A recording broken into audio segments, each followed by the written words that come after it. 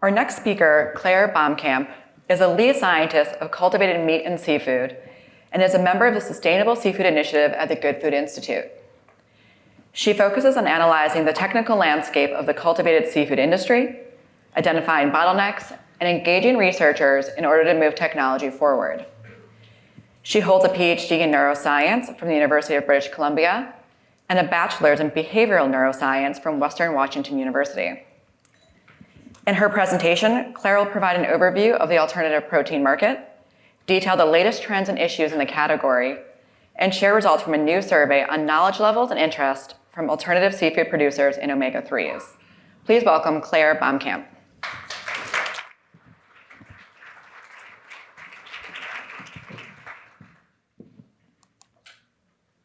All right, hi everyone. Thanks so much for being here. Thanks to GoEd for organizing this great event and for inviting me to speak. So I'm excited to give a little bit of an overview of alt proteins, how relevant to the omega-3 industry, and some very new survey results that we'll be publishing soon. So a little bit about GFI before I get started. So we're a nonprofit that works to sort of chart the future roadmap for what the alt protein industry might look like in the future and how that might fit into our food system more broadly.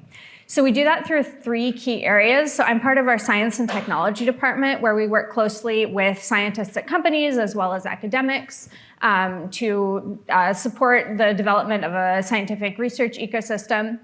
And then our corporate engagement team works closely with investors, large food companies, and startups to make sure those innovations are making it out to consumers in the form of new products. And our policy team advocates for fair policies related to things like labeling, as well as public research funding for all proteins.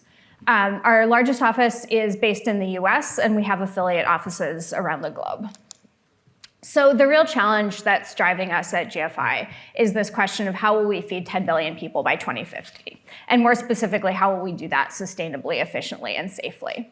And so we know there are a lot of challenges in all three of these areas with the way we currently produce food, but also a lot of really tractable solutions for how we can build a better food system. So I would say that we definitely can feed 10 billion people by 2050. We just need to implement some solutions to be able to bring our food system into the modern era. So when it comes to seafood, there are sort of some converging trends that make us think we need to look more closely at how we're producing food. And so the first of those is the stat that fewer than 7% of fisheries are currently classified as being fished at levels below the sustainable limits.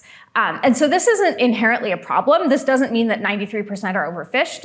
It's a mix of, a good chunk of these in the white on this chart are considered to be sustainable. But the reason we focus on this 7% number is that that's really the place where there's room for growth. And we need growth in seafood.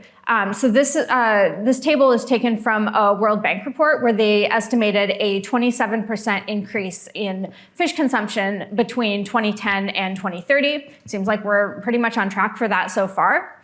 And that's driven by kind of a combination of population growth as well as rising incomes. And how are we going to meet that demand is not super clear. So going back to the fisheries stat, there's very little room for growth in wild capture fisheries and some room for growth in aquaculture. But the FAO has estimated that even with anticipated growth in aquaculture, there's going to be substantial unmet demand for fish based on current technologies. So the solution that GFI focuses on is alternative proteins. So the idea that we can make the same meat, seafood, eggs, and dairy that people want, but we can do that more sustainably if we rethink production technologies, diversifying the way we make protein to think about plant-based products, products cultivated from cells or produced from fermentation. And so this is fundamentally not about asking anyone to give up their favorite foods. That's not what we're about. It's generally not effective. But rather, we want to accelerate the transition to making more and better alternative protein products that are delicious, affordable, and accessible. And I think it's really important when we talk about this to acknowledge that this isn't a silver bullet, but rather it's a part of the solution. It's a really important tool in our toolbox when we're thinking about what is our food system going to look like. And it's going to play together with other solutions that people are working on, so clean energy, alternative forms of omega-3s, et cetera. So when we talk about alt proteins, just for some background, GFI generally classifies them into 3 areas. So plant-based products, which are probably the most familiar to most people, cultivated meat, which is made from animal cells, and fermentation-derived products. So when we think about protein diversification, this is not just a question of altruistic concerns about food security or sustainability. It's also increasingly something that companies are realizing is an opportunity for future growth. And so that's kind of illustrated by the fact that most of the major meat and CPG companies in the US are active in alternative proteins in one way or another, whether that's investment, their own branded products, whatever it might be. This is mainly in the space of plant-based products, but also increasingly in cultivated and fermentation as well. If we look at plant-based seafood specifically, we see in both dollar sales and unit sales over the last few years, pretty steady growth from year to year. And this is even in the context of a couple of these years being a little bit more sluggish or even small downturns when it comes to plant-based meat.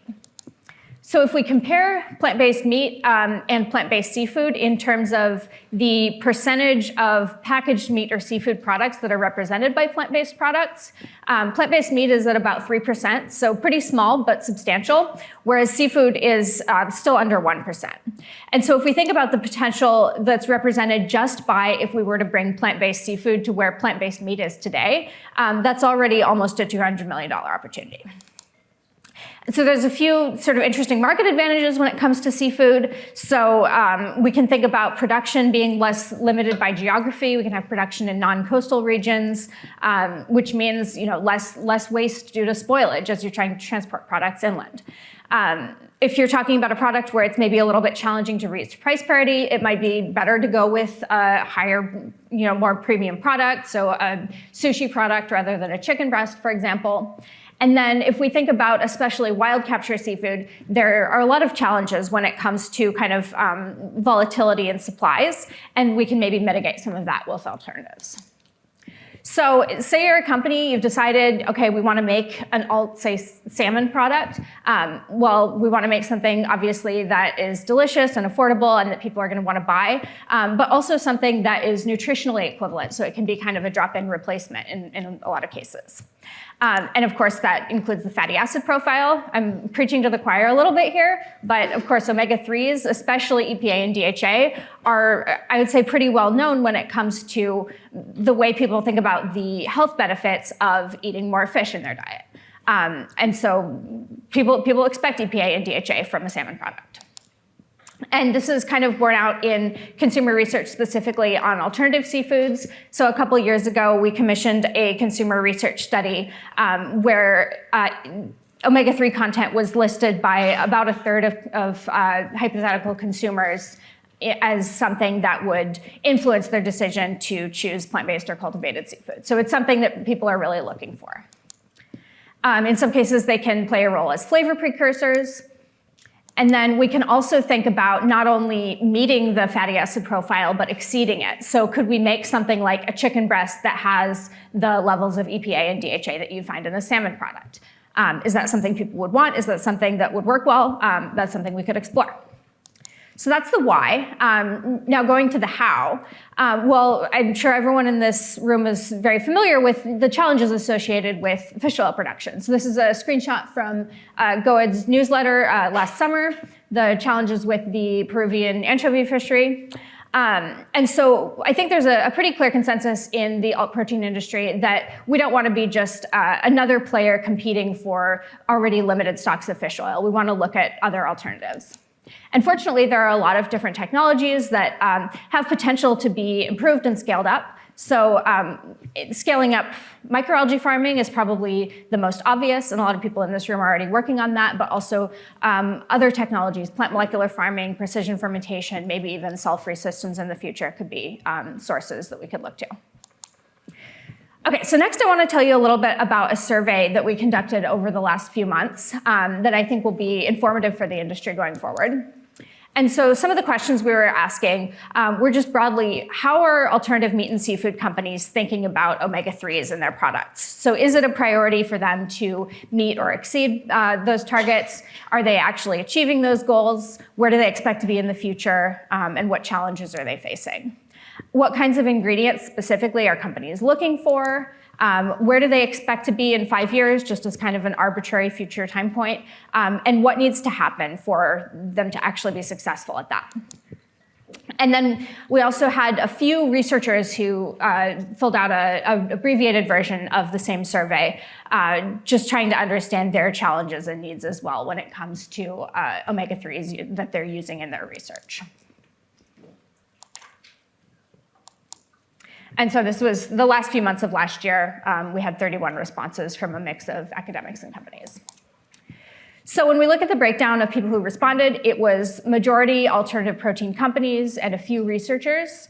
And then for those who were from a company, we also asked them about the stage of their prototype and product development when it comes to achieving fatty acid profiles. So do they have a current product on the market, or are they at the prototype stage? If they're at the prototype stage, have they actually confirmed, okay, yes, we can make a plant-based salmon with X fatty acid profile, or are they still at an earlier stage where they're kind of still developing what's in their product? And it was kind of a mix. So I ended up kind of combining these two questions into a variable I'm calling status, which I think is useful context for some of the future data. So I'll be showing that in a number of the other slides. In terms of stage more generally, most of the companies were at fairly early stages, so R&D, pilot, or prototype. They were roughly evenly split between cultivated products, plant-based products, or using more than one production technology, a few fermentation companies as well, and the majority focused on alternative seafood as opposed to terrestrial meat. So when we asked them about the content of their current products or prototypes, the most common response was that EPA and DHA are not a current consideration. And some of the companies in this left bar did clarify it's not a current consideration, but it is something they're thinking about for future products. The next most common response was that they're going for equivalent content, and we had just a couple who said that they were going for higher content. And both of those were at the characterized prototype stage, so they're achieving this in their current prototypes but aren't yet on the market. When we ask them about the challenges, so here I'm defining mature companies as those that have at least a characterized prototype, so the sort of medium and dark green bars there.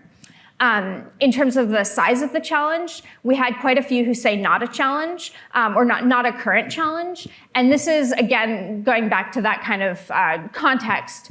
Most of those who say it's not a challenge are at the very early stages where they're still developing their prototypes. So it's not so much that it's not a challenge, but it's that they haven't hit that challenge yet. The majority said that it was a medium-sized challenge. We had some definitions for what these things mean in the survey questions, but essentially just that it's a substantial challenge, it's making things more expensive, it's introducing delays, et cetera. In terms of the specific challenges that companies said they were facing, companies and academics, I should say, the most cited challenge was price, followed by trouble finding suppliers, shelf life, off flavors, long lead times, and some others down to the right. Almost everyone who's using EPA or DHA is purchasing it rather than producing it in-house, maybe not super surprising, and it's mostly at small volumes, but with some spread as well. We asked them as well about their future projections for their products. And so here we see a very clear difference. So whereas in the question about current EPA and DHA content, we had many who say it's not a consideration. When we ask them about what they're expecting to be doing 5 years in the future, many of them are expected, or the majority are expecting to be at equivalent content, and a few more interested in higher content as well. So that's sort of fortification-based strategy. Going along with that, they expect to be buying more ingredients, maybe not surprisingly. And they also expect to be facing more challenges when it comes to sourcing omega-3s, including EPA and DHA. And so we asked them, for context, we asked them to assume the omega-3 industry looks like that of today. So this is sort of where we would expect to be in 5 years without growth in algae farming, precision fermentation, plant molecular farming, et cetera. In terms of specific ingredients, when we ask them about what they're currently using, it's pretty much all algae with a few others kind of mixed in there. But companies are also interested in diversifying. So they're particularly interested in recombinant sources, whether that's from plants, so plant molecular farming, or precision fermentation, so recombinant microorganisms, as well as other marine microorganisms. A little bit less interest, but still some in cell-free systems. In terms of refinement, we had one question on that, and we didn't really see a clear consensus on interest in one category over the other. And one person did mention, sort of for context, that there's maybe a little bit of a trade-off between, do you want something that's more minimally processed and you can market as kind of more of a natural source versus something that's more refined and you don't have to, dilute your product so much to get the omega-3 levels that you want. So that may be, different companies may be looking for slightly different things. There's, I would say, a market for all three. In terms of encapsulation, so encapsulating the omega-3 ingredients to protect from oxidation, et cetera, the majority of those we surveyed are not currently using them, but among those who aren't, about half were interested in doing so in the future. So this could be a really interesting area for that companies could start developing products, and alt protein companies would be probably very interested in those products. So just to kind of wrap this up with, what does this mean for, say you're an omega-3 supplier who'd like to work with the alt protein industry? I think the first thing is just to look at the list of challenges that companies are citing, and if you can address some of those, so for example, by taking advantage of economies of scale as you scale up, reducing prices, making yourself easy to find for potential customers, and then shelf life and off flavors could be addressed by using encapsulated ingredients, antioxidants, things like that, and reducing lead times where possible. Also, just starting to develop relationships early, so as you scale up your business, you can kind of grow along with the companies that you're acting as a supplier for. And another thing I would say is thinking about potential future growth for this industry. So there's lots of projections out there for where will the alternative protein industry be in 10 years, 20 years, however many years. And so there's a fair degree of consensus as to this is a growing industry. But what does that timeline look like? There's, I would say, a decent amount of variability. And so I think it's actually a really positive thing for the future of both alternative omega-3s and alternative proteins that there are other markets out there. So I think it's a really good thing if alt protein companies can work with suppliers who are also working with the aquaculture industry and the supplement industry to kind of buffer some of that potential uncertainty as to exactly what does the timeline look like for growth. In terms of specific ingredients, the top sources that people were interested in working with, according to our survey, algae was #1, but also lots of interest in other marine microorganisms and in recombinant sources, to a slightly lower degree, cell-free systems. So diversifying beyond just algae, also scaling up algae. All of the above, I think we need to be looking at. And then encapsulated ingredients.